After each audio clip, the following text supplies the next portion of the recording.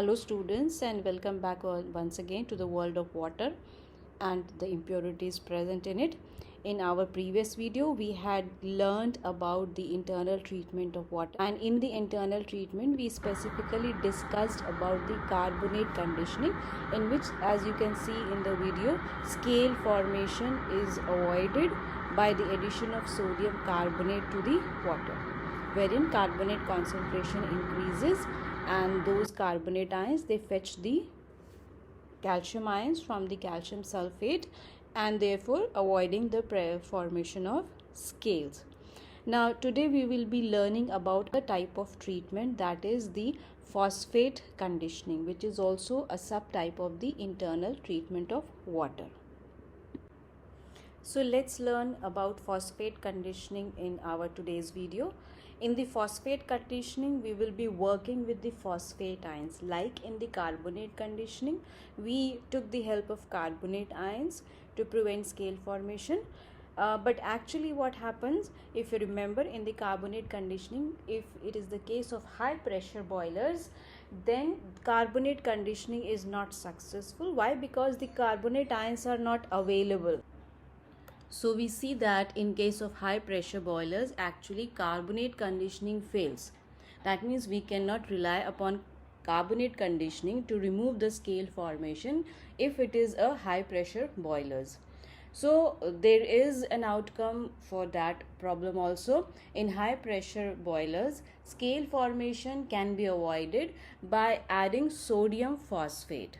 Okay, so we add sodium phosphate, that is Na3PO4, in case of high pressure boilers. Why? Because carbonate conditioning cannot be applied over here, and we have discussed the reason why it can't be applied in our previous video of carbonate conditioning. Okay, so what happens when sodium phosphate is added in high pressure boilers water? So it reacts with the hardness of water.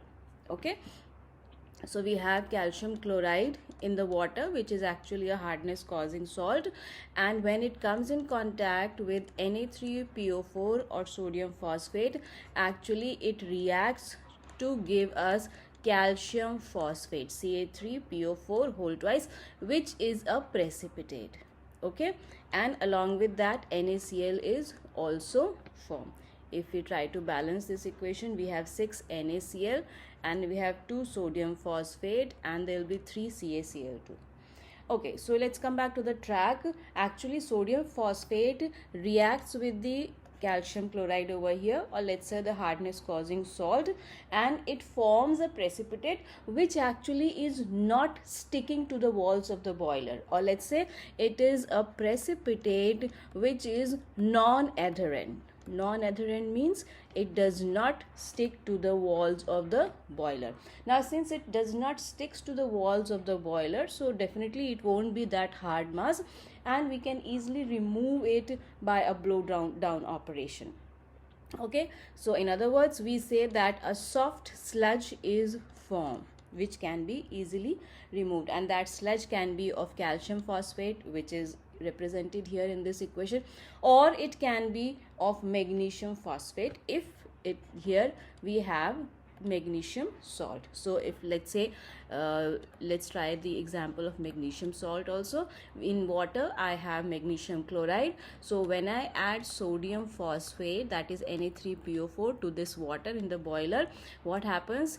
It gives rise to magnesium phosphate, Mg3PO4 whole twice, which is a precipitate. Okay, and along with that NaCl is formed. So this precipitate is a loose mass, or you can also call it as sludge. Okay, so a phosphate of calcium or magnesium is formed which can be removed by the blowdown operation. Now there are some salts of phosphates which are used in this particular process, or in this remedial process. So the main phosphates which are used, they are: number one, it is sodium NaH2PO4. Okay, how do we name it? It is sodium. There are 2 hydrogens over here. Okay, so dihydrogen, that's the way you can remember it. Okay, phosphate. So sodium dihydrogen phosphate is one of them. This is actually acidic in behavior, or let's say it carries acidic nature. Now the second one is Na2HPO4. So the 2 comes with sodium now. So how do we name it? Since there are 2 sodium atoms, so I call it as disodium, okay, hydrogen, since there is only one hydrogen here, so hydrogen phosphate, okay. So disodium hydrogen phosphate. The nature of this particular salt is actually weakly alkaline, okay. And the third salt that we can use is Na3PO4. Na3PO4, that is trisodium phosphate. Since we have 3 sodium atoms, so this is trisodium phosphate, okay. So and what about the nature of this salt? It is purely alkaline in nature. Now why do I have mentioned the nature of these salts over here? Because the choice of the salt that we pick for our remediation purpose, like how do I decide that I need Na2HPO4 or disodium hydrogen phosphate?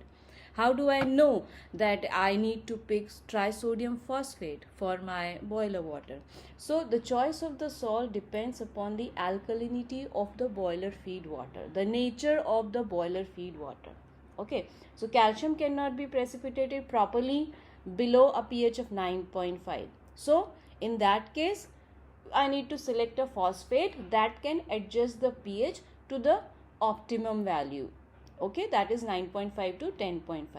So trisodium phosphate is most suitable for my treatment in this case when the alkalinity of the boiler is low, as it is most alkaline in nature. So you need to check the alkalinity of the boiler water, okay. So if the boiler water is carrying a very low alkalinity, then you need to pick the most alkaline phosphate salt, which is sodium phosphate over here, or trisodium phosphate, okay.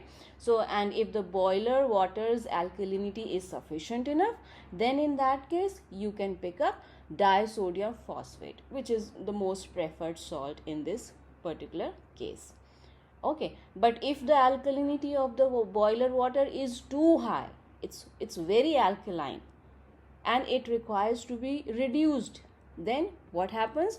The monosodium phosphate can be picked up, or it is the most preferred one. Why? Because it is acidic in nature, okay. So the acidity of this salt can neutralize the alkalinity of my boiler water.